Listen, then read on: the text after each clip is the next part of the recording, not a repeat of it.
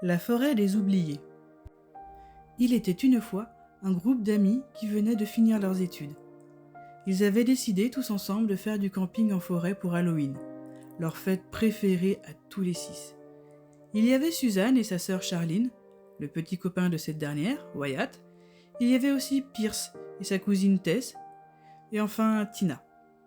Tous les 6 étaient amis depuis l'école primaire et ne s'étaient quittés que pour les études, mais n'avaient jamais cessé de s'appeler ou de s'envoyer des messages. Cette année, ils savaient que c'était probablement la dernière fois où ils pourraient passer un week-end en camping tous ensemble. Ils allaient tous partir travailler et plus ou moins loin. Ils avaient prévu tout ce qu'il fallait pour passer un week-end incroyable. Des chamallows, des tentes, des bières, des saucisses. Ils avaient pris les voitures et étaient partis en direction du nord. Ils avaient conduit longtemps avant d'arriver à destination.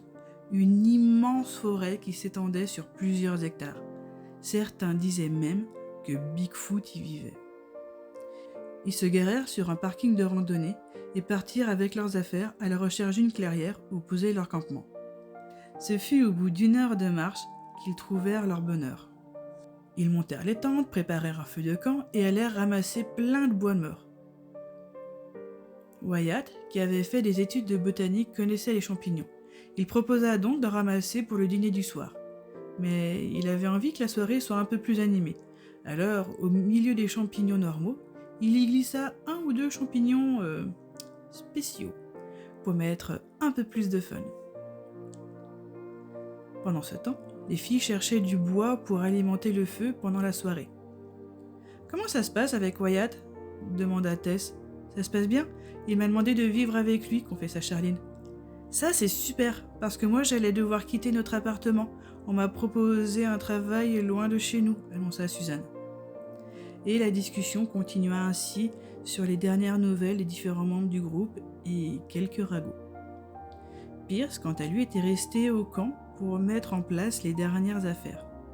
Quand tout le monde revint de ses différentes missions, il faisait presque nuit et le feu était allumé avec un repas qui rissolait dessus. Tout le monde avait fini le repas que Wyatt avait mitonné et ils avaient commencé à faire griller les guimauves. Tout le monde s'amusait beaucoup. Tina proposa, comme c'était la nuit d'Halloween, de raconter des histoires qui faisaient peur. « C'est moi qui vais ouvrir le bal !» s'enthousiasma Tina. « Connaissez-vous l'histoire de Mania ? C'était une jeune fille qui a étudié dans la même université que moi il y a très longtemps. Elle était brillante et promise à un grand avenir, mais elle attrapa une maladie et en mourut. Le soir, quand il est tard et que l'on traîne à la bibliothèque, on peut encore l'entendre réciter ses leçons. » Pierce éclata de rire. « Elle fait pas peur ton histoire. La mienne va te faire des cauchemars pendant des mois. Vous vous rappelez quand je suis partie pendant 6 mois en mer pour étudier le comportement des baleines ? À un moment, nous suivions un bateau que l'on soupçonnait d'être des braconniers. Et d'un seul coup, il a disparu, sans laisser de traces. Il avait pénétré dans le triangle des Bermudes, l'endroit d'où les bateaux ne reviennent jamais. Des camarades m'ont dit que ce n'était pas la première fois qu'ils voyaient ça. » Il eut un grand silence avant que Suzanne ne prenne à son tour la parole. « Moi, l'histoire la plus effrayante que je peux vous raconter, c'est le jour où mon réveil n'a pas sonné et que je suis arrivée en retard en cours de maths de Madame Montauzy. Vous vous rappelez d'elle ? Elle m'avait crié dessus si fort avec son haleine de sardine pas fraîche que j'en avais vomi sur ses chaussures. J'en fais encore des cauchemars. » Cette fois-ci, tout le monde explosa de rire et raconta des vieux souvenirs qu'ils avaient en commun avec certains de leurs enseignants. La nuit était déjà bien avancée et en dehors du cercle de lumière que créait le feu, il faisait nuit noire. Plus personne ne parlait. C'est le moment que choisit Wyatt pour prendre la parole. « C'est mon tour. Je vais vous raconter une histoire d'horreur, mais surtout une histoire vraie qui s'est passée ici même, dans cette zone du bois. C'est l'histoire de 2 amis qui, comme nous, sont partis en camping le jour d'Halloween.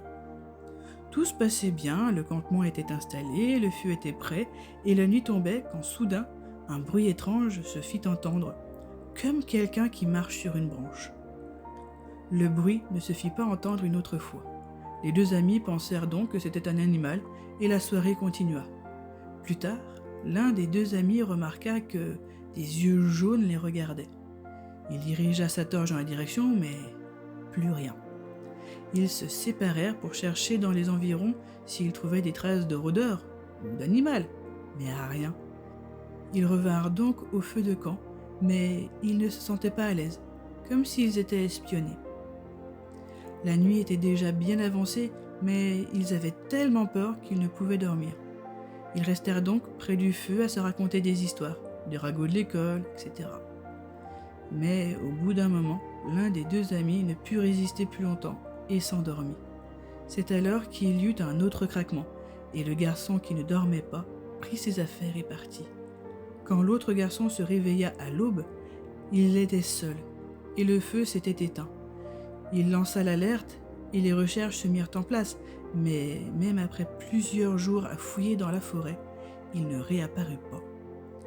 Ainsi se finit mon histoire, et il paraît qu'il y a eu pas mal de disparitions de ce genre par ici.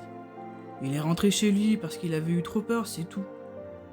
Tu te doutes bien que c'est le premier endroit où ils ont cherché. Les effets des champignons commençaient à se faire ressentir. Certains commençaient à s'endormir. D'autres étaient hilars sans aucune raison.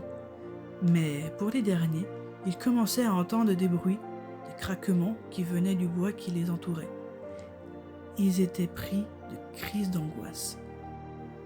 Suzanne, qui faisait partie de ce dernier groupe, était en panique à l'idée de disparaître, et sa sœur Charline avait beaucoup de mal à la raisonner. Pendant que cette dernière était partie chercher de l'eau, Suzanne se leva et partit en direction de la forêt. Tout lui semblait étrange. Elle croyait voir des formes l'observer, des craquements la suivaient, où qu'elle aille. La jeune fille pleurait et criait de terreur. Suzanne courait dans tous les sens et finit par se prendre les pieds dans les racines et tomber.